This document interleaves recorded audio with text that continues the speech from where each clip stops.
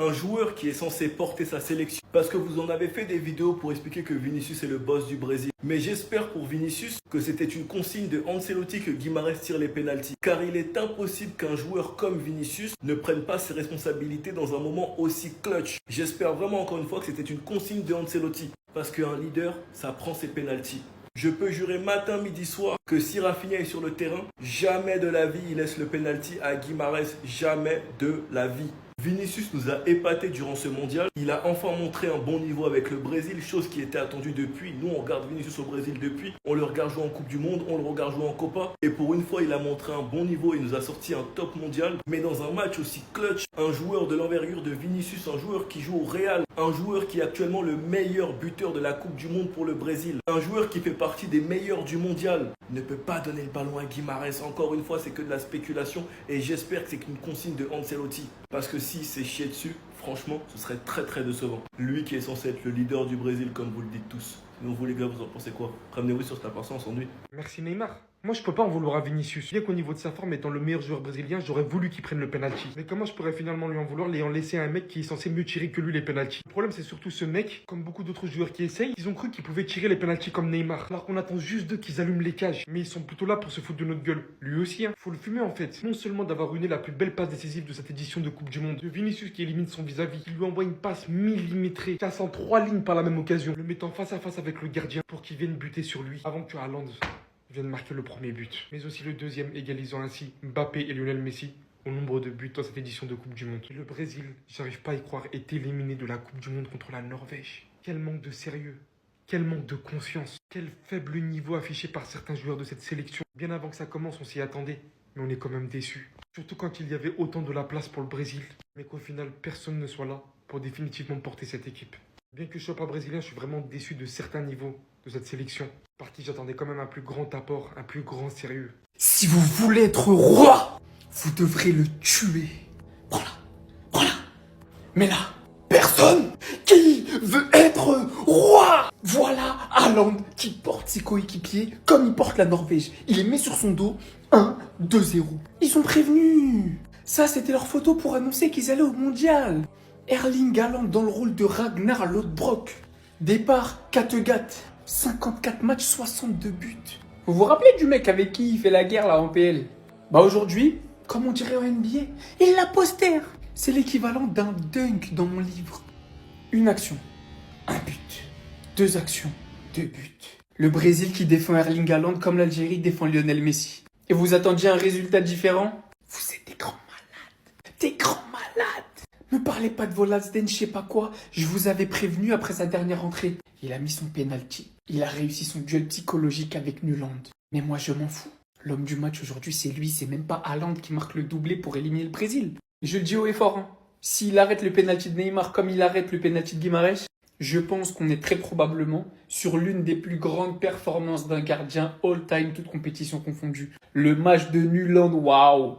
Waouh. Et juste comme ça, Erling Haaland qui revient pour sa première Coupe du Monde à hauteur de Lionel Messi et Kylian Mbappé. Franchement, j'aurais pas pu la prédire celle-là.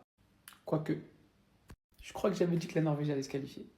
Les gars, victoire de la Norvège face au Brésil. Victoire de la Norvège et qualification en quart de finale. Le Brésil est donc éliminé de la Coupe du Monde. Et que dire de Erling Haaland? Première Coupe du Monde pour lui. Il vient, il prend la Norvège, il les qualifie, il les ramène en quart de finale. Comme d'habitude, il a fait de Gabriel son fils.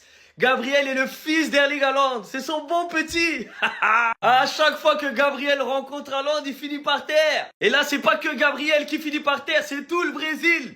Erling Haaland vient de mettre par terre tous les Brésiliens. Il en est déjà à 7 buts. Doublé contre l'Irak, doublé contre le Sénégal, un but contre la Côte d'Ivoire et doublé contre le Brésil. Il faut l'applaudir, c'est trop fort Erling Haaland. Première Coupe du Monde, il est déjà dans les légendes. T'as vu, en une Coupe du Monde, il a fait plus que d'autres joueurs en 6 Coupes du Monde. Et les gars, si je dois trouver un fautif côté Brésil, je vous le dis, hein, Vini, pour moi, doit prendre ses responsabilités. Le Brésil a eu un penalty. Il pouvait ouvrir le score 1-0. Et Vinicius, c'est lui la star. C'est lui le buteur de cette équipe. C'est lui le leader, normalement. C'est dans ces moments-là qu'on veut qu'il soit le leader du Brésil. Et qu'est-ce qu'il fait? Au lieu de tirer son tir au but, Il donne à Bruno Guimaraes. Mon gars, tu joues au Real. Tu joues au Real. Il joue à Newcastle. Et le meilleur buteur de la sélection au Brésil, t'es en confiance. Pourquoi tu prends pas le ballon, tu tires pas? J'ai juré, il a une responsabilité dans cette élimination, même si c'est pas le seul fautif. S'il aurait ouvert le score en prenant ses responsabilités, ça aurait été différent. Et malheureusement, là, on peut lui reprocher. C'est de sa faute. Il a pas voulu tirer. On peut lui reprocher, on a le droit et c'est justifié. Le Brésil, ils peuvent s'en prendre qu'à eux-mêmes. Ils peuvent que se gratter la tête. La Norvège a été meilleure que eux. La Norvège a été plus efficace surtout. Et malgré Neymar, ils ont pas su faire la différence. C'est ça la vérité. Il a servi à rien du tout. Le Ney, c'est bien. T'as mis un penalty symbolique. Mais tu vois, même le comportement que t'as à la fin, il fait pitié. En mode, tu vas provoquer le gardien, etc. Frérot, fais-toi tout petit. Tu t'es fait éliminer par la Norvège, tu vas te faire éliminer, fais-toi petit. T'es là, tu veux tout remettre à toi, hein. Moi je suis le meilleur, je sais pas quoi. Arrête, là t'as pas le droit de parler. Bravo à la Norvège et bravo Erling Haaland. Franchement, quel joueur. Dites-moi que c'est une blague. Dites-moi que c'est une putain de blague, les gars. Neymar, il va quitter le football comme ça?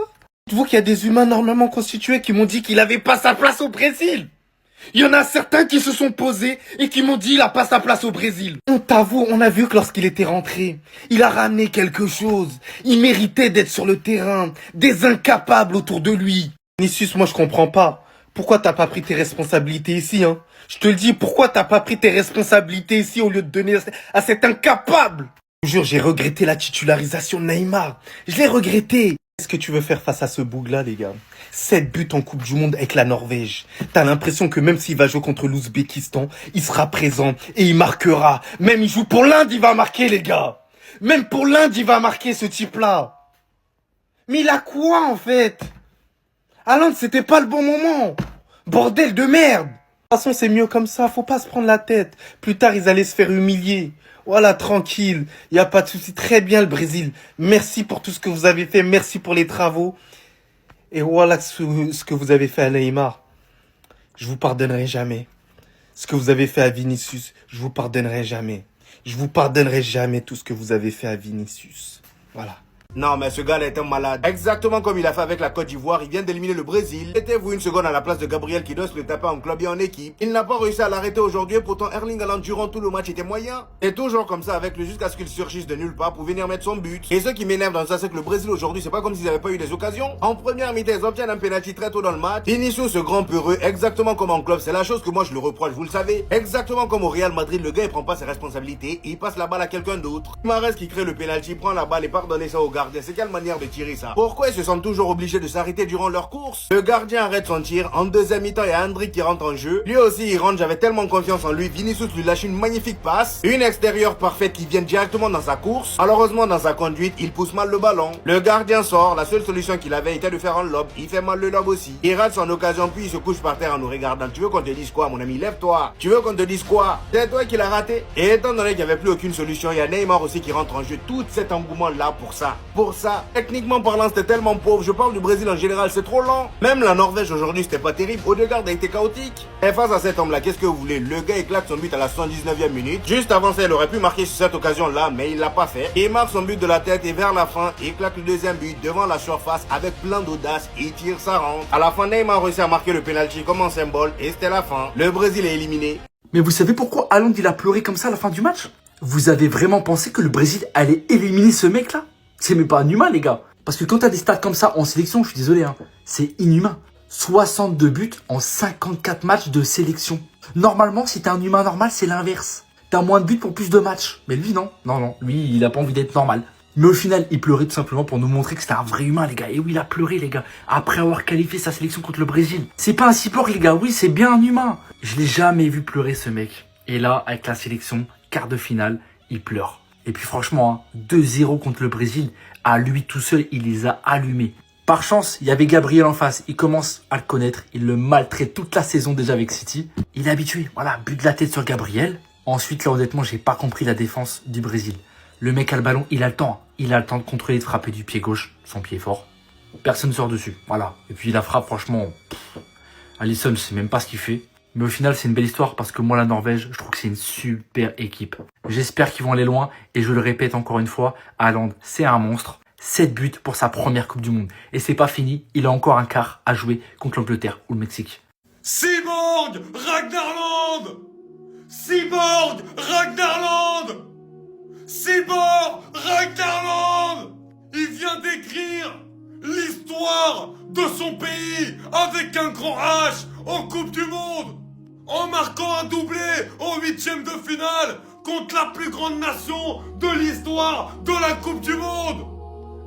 Extraterrestre. C'est un extraterrestre. Extraterrestre. Comment c'est possible? Qui va pouvoir m'expliquer la performance d'Erling Haaland ce soir contre le Brésil d'Ancelotti? Mais c'est un malade. C'est un malade. J'ai pas d'autre explication. J'ai pas d'explication tactique, technique ou footballistique. C'est juste un grand malade. Le deuxième but, il prend pas d'élan. Il frappe, il mystifie Alisson. Il regarde comme ça, il s'élève pas. On pensait tous qu'il y avait hors-jeu. Alors sur l'action, aucune suspicion d'hors-jeu. Mais comme il s'élève pas, on se dit il y a un truc bizarre. Non. Non. Non. C'est juste Erling Haaland. Les amis, Erling Haaland en première mi-temps, il touche 3 ballons. Sur ses 2 premières actions, il marque. Et ça, c'est un attaquant et de classe mondiale. C'est lui qui a ramené la Norvège en Coupe du Monde pour la première fois depuis très très longtemps. C'est lui qui fait une Coupe du Monde extraordinaire pour les amener jusqu'en 8e. C'est lui maintenant qui réalise un des plus grands de l'histoire d'une sélection avec la Norvège, le plus grand exploit de la sélection norvégienne en sortant le Brésil, en marquant un doublé. 7 buts pour sa première Coupe du Monde. 7 buts. Égalité avec Mbappé et Messi, les rois de la compétition. T'es juste un immense extraterrestre. Un immense.